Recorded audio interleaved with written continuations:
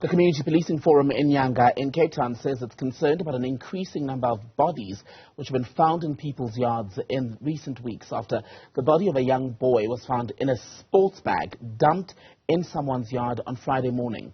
On August 3rd, the body of a 15-year-old boy was found dumped in a wheelie bin 5 houses away from where this latest discovery was made. A suspect has since been arrested. Newzroom Afrika's Nasiphi is live for us from outside. I believe Nasiphi, not too far from the local police station. Has any link been drawn between these bodies and why they would be dumped in this area specifically?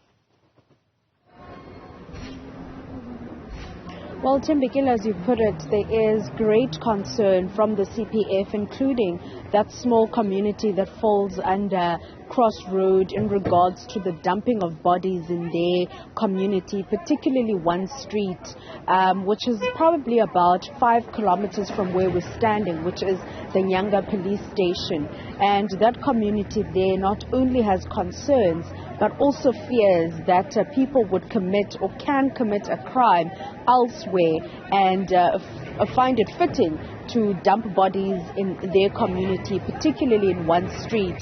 And at this present moment, according to the CPF, there seems to be no link at the moment. However, they are calling on the residents of that community and even the community, the greater community of Nyanga to rather have their wheelie bins stored inside their homes, as they believe that wheelie bins in Nyanga and also in the surrounding communities is what is being used to not only dump bodies in, but also transport illegal goods, such as maybe stolen goods or even bodies or dead bodies. So that concern is something that has been put on the table. We do know that other people have also said that perhaps if there were CCTV cameras in this community of Nyanga, that perhaps it might just be a deterrent for those looking to perpetrate crime. Were all of these people, the bodies at least that have been found so far, were they all killed in the same way?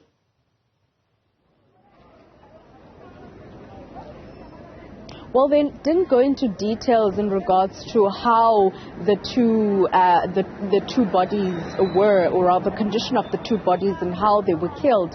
However, as you put it, the 15-year-old was found inside a wheelie bin in someone's yard, which she obviously discovered as she made her way to her wheelie bin to, dump her rubbish in. And the other body, which is of a 5-year-old boy, was found in a little tog bag, or rather sports bag, dumped in between houses. And they believe that these crimes are probably perpetrated in a community that is not too far from where they are, and they basically just separated by a road. However, concerns are something that is obviously rife in that community, and obviously the fears that are creeping in, and they believe that, or rather calling on SAPS to have more visible patrols in their communities to serve as that deterrent. And Nyanga, Nasiphi, just to remind for our viewers for context, is a police station that in fact has been in the top 2 in terms of the number of murder cases reported in each quarter. Indeed, for the longest time, for close to a decade, Nyanga was known as the murder capital of the country, and reduced now in terms of the number of murders that are reported to SAPS.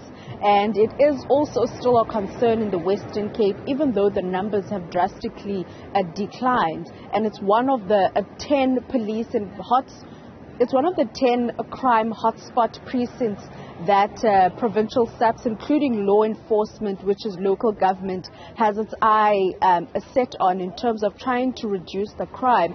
The CPF this morning said that now looking at what has been happening in that small community falling under Crossroad, maybe now is the time for them to go back to basics and strengthen those community relations that they had, which ultimately try to bring down the numbers, saying that strengthening the relationship between SAPS and the community, including law enforcement officers, is what assisted in bringing down the crime, where community members felt comfortable and trusted to go to the police station to investigate matters of crime, including murders, which ultimately brought down the numbers. So they do believe that maybe going back to basics and going to grassroots level is what's going to be assisting in trying to get to the root cause of what is behind these dumpings of bodies in people's yards.